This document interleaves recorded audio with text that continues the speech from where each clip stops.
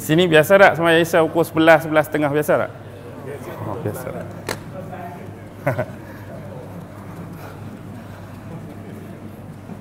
Okey, sikit lagi ya. Dulu Namrus Babylon. Okey. Namrus dia ada sistem angka dan penomboran, dia panggil hexadecimal. Angka dan penomboran zaman Babylon 6 atau 60. Okey. Dalam the book of Revelation, tahu tak kitab apa? Kitab Wahyu kan? Kitab Injil. Pasal 13 ayat 18. Ayat tu berbunyi, inilah yang dinamakan kebijaksanaan dan inilah yang dinamakan hikmah. Biarkanlah bagi orang-orang yang mengerti dan memahami, sesungguhnya itu adalah nombor dan angka binatang. Dan dia jugalah angka dan nombor bagi manusia, dan nombor dan angka itu ialah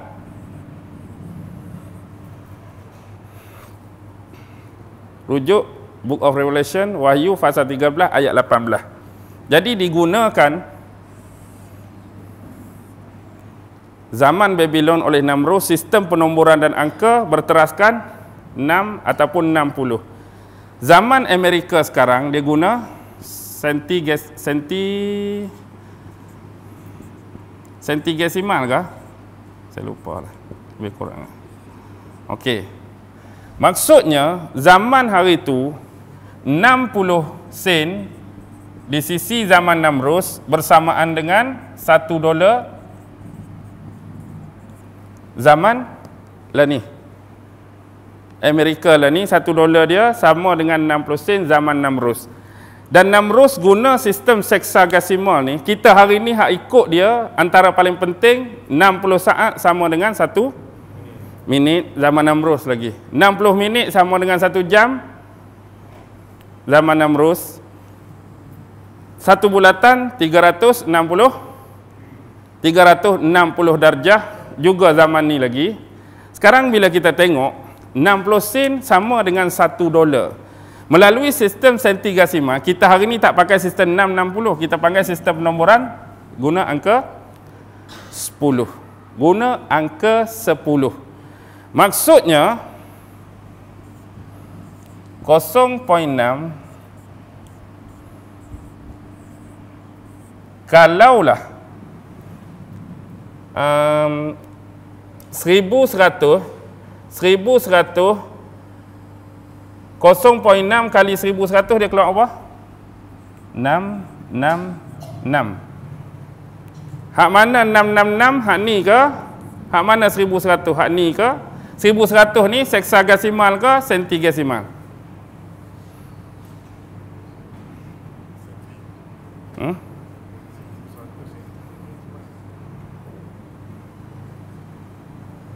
Hak mana?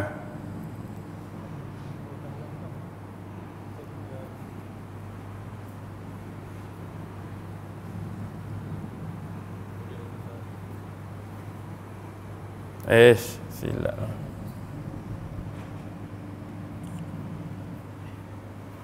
Okey. 0.6 kali 110 dia akan keluar 666. Okey. Lihat Pernah tengok duit Amerika? Pernah tengok duit Amerika? $1 tu dia panggil, ada satu lambang dia panggil The Great Seal kan. Bawah tu ada kod.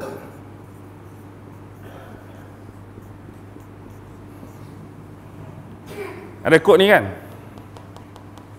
Apa maksud kod ni? Kod ni sistem ni lah.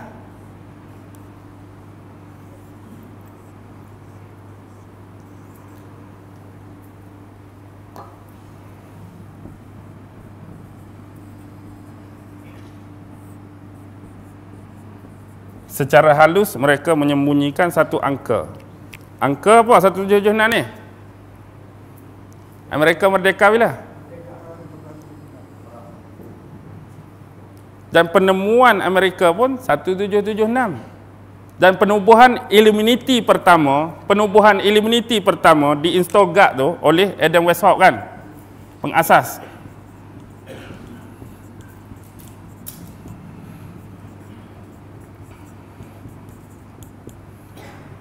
Adam Weishaupt ni pengasas Illuminati. Dia pensyarah di Stuttgart University di Jerman. Tapi dia terlibat dengan Jesuit, penyembahan gereja setan, akhirnya dia disingkirkan. Dan dia tubuh Illuminati.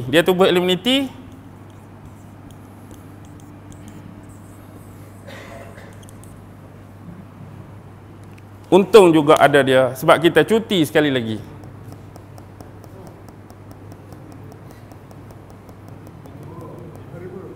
Jadi sekarang kita bekerja untuk siapa?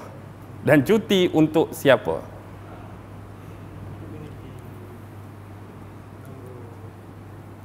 Faham tak? Sistem ni sedang pegang kita. Okey. Ni Illuminati tertubuh tarikh ni. Sekarang inilah dia.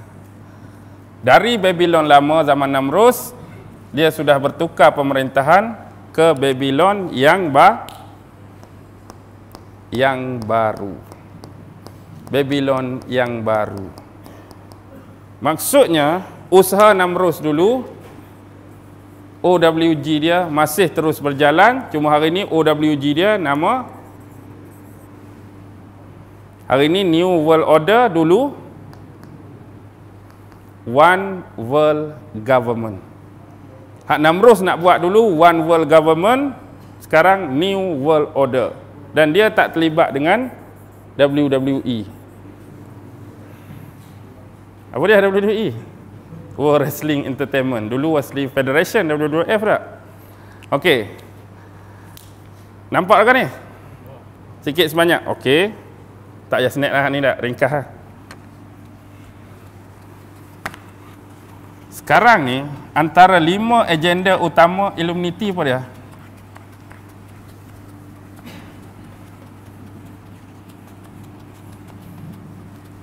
Lima agenda utama Illuminati. Yang pertama, hapuskan semua agama dan kepercayaan. Yang kedua, hapuskan sistem kekeluargaan, terutama sistem keluarga Islam. Yang ketiga, mengubah senario politik dunia. Yang keempat, menghuru-harakan keharmonian dan keamanan dunia melalui politik, ekonomi dan sosial, terutama di negara-negara Islam dan negara Goyim. Goyim ni non-Yahudi lah. Yang matlamat dia nombor 5 ialah menjadikan Dajjal sebagai raja yang memerintah dunia. Hari ini nak hapus agama payah. Sebab semua manusia ni memang dilahirkan ada fitrah beragama. Yang penting jangan beragama Islam. Hang nak agama Kristian, go on. Hang nak agama Buddha, go on. Nak agama mana, go on. Maksudnya agama tu telah disesatkan, diselewengkan. Yang penting jangan ikut Islam. Lepas tu kepercayaan. Bila hapus agama, orang masih lagi nak dekat-dekat dengan agama, dia bentuk apa? Ideologi.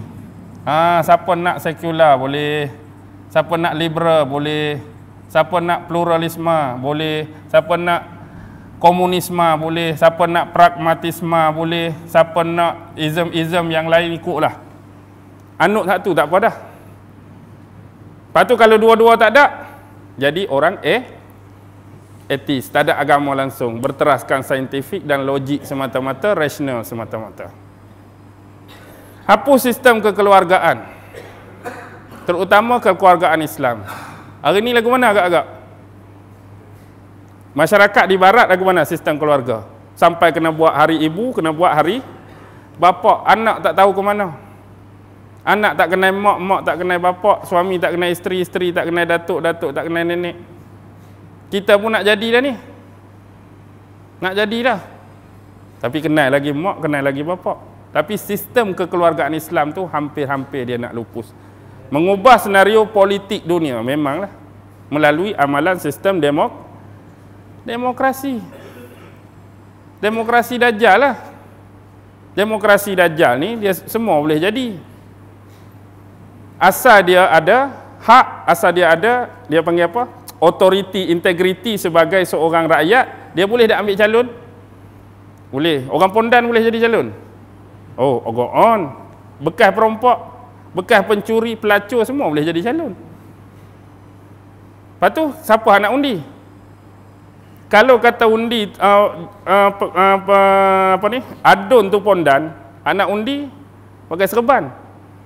Anak undi pakai kopiah, anak undi pakai jubah. Dah tu calon dah bagi. Lepas tu apa nak undi siapa? Ani pondan, hatu bapuk. Lagu mana? Contoh lah.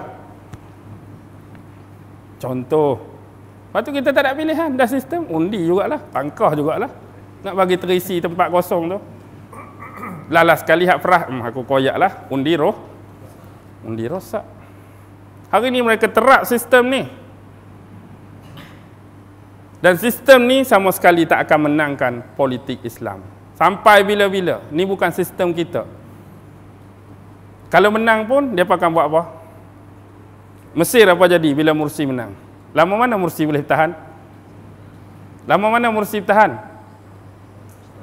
Sampai setahun tak? Sampai tak setahun? Tak sampai. Macam-macam cerita dia buat. Last kali, Mursi masuk. Hak ni politik, perang ke, jatuhkan ekonomi ke, jatuhkan ekonomi, lepas tu dia suruh kita berhutang. Berhutang dengan siapa? Berhutang dengan Bank Dunia. Bank Dunia tu bawah siapa? Federal Reserve kan? Federal Reserve. Federal Reserve tu hak siapa? Hak Amerika ke, hak Rothschild? Siapa orang kuat lawan Federal Reserve masa-masa Federal Reserve nak ditubuhkan? Siapa orang kuat lawan? Yahudi juga. Pertama, Benjamin Guggenheim kan.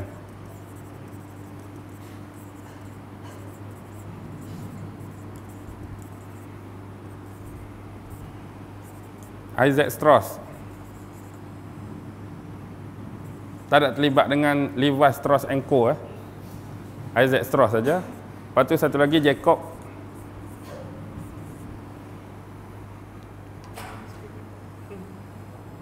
Ni orang paling kuat lawan penubuhan Federal Reserve, Jacob Astor.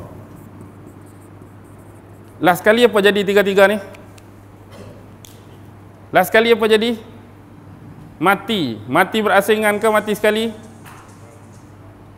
Mati berasingan ke mati sekali? Orang paling kuat lawan ni. Hak ni orang kaya zaman tu ni. Last kali mereka mati dalam satu malam saja. Sebab mereka semua mati dalam peristiwa tenggelamnya kapal.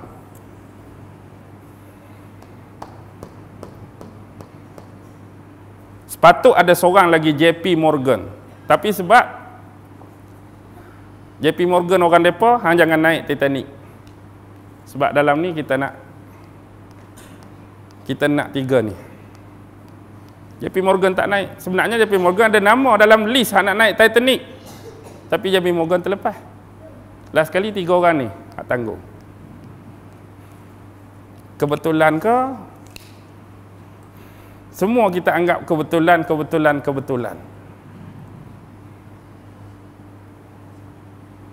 Baca sejarah penubuhan Federal Reserve. Inilah dimangsakan. Memang dia Yahudi tapi mereka tentang kuat ni. Penubuhan Federal Reserve. Federal Reserve tu buat Bank Dunia.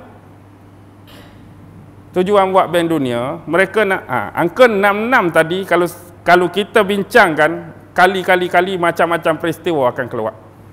Antara yang penting perang dunia. Bila berlaku perang dunia, kita nak berperang, senjata tak ada. Nak beli senjata guna apa? Nak guna duit. Duit nak ambil kat mana? Pinjam Bank Dunia. Menang atau kalah pun, negara hancur. Nak bangunkan balik negara, Duit nak ambil kat mana? Bank dunia. Bank dunia ni bunga dia tinggi ke rendah? Sampai hari ni duk berhutang dengan bank dunia. Dia buat perang tu kebetulan ke dicipta? Perang tu dicipta, bukan kebetulan. Perang tu dicipta supaya orang berhutang, supaya orang beli senjata. Last sekali berhutang dengan dia. Dia duk bagi hutang, dia buat bunga tinggi. Last sekali sampai 700 tak ada. 7 keturunan, 8 keturunan tak habis hutang lagi. Last sekali kita tak boleh nak buat apa. Kalau mereka buat apa-apa, kita nak lawan, bunga banyak lagi tu.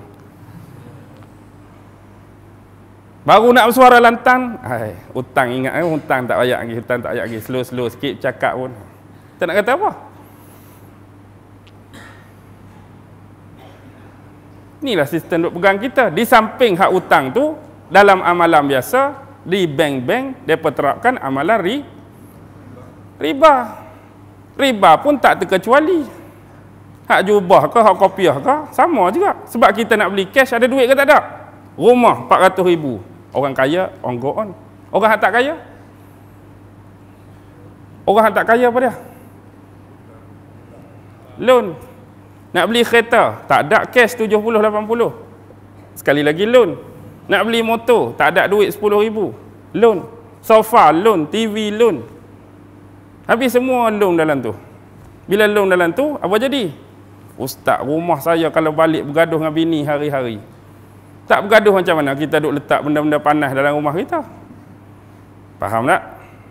Faham ke tak? Ada ke? Saya beli apa? Ingat tak? Geng ni tak pergi kuliah aku hari tu. Kadang-kadang, saya loan Islamik Ustaz. Satu pun loan Islamik. Loan Islamik tak ada masalah. Islamik lah. Pak Cik Din beli kereta. Oh, saya loan Islamik. Kita loan Islamik, kita tak risau. Hak keluar kereta tu. Pak Cik Din beli loan Islamik, Pak Cik Din keluar pendek. Loan Islamik. Tuang kereta keluar pendek. Kak Limah beli motor, loan Islamik. Naik motor jerebang macam kuda laut, singa laut, guru. Loan Islamik, aurat tak tutup. Makanan sunnah. Makan benda tu bismillah pun tak baca. Faham ke tak maksud saya ni?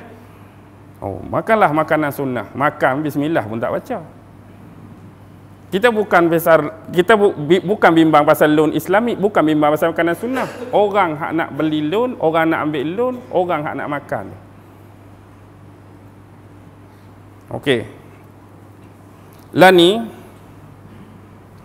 faham ke tak faham ni? Faham ke tak faham? Okey.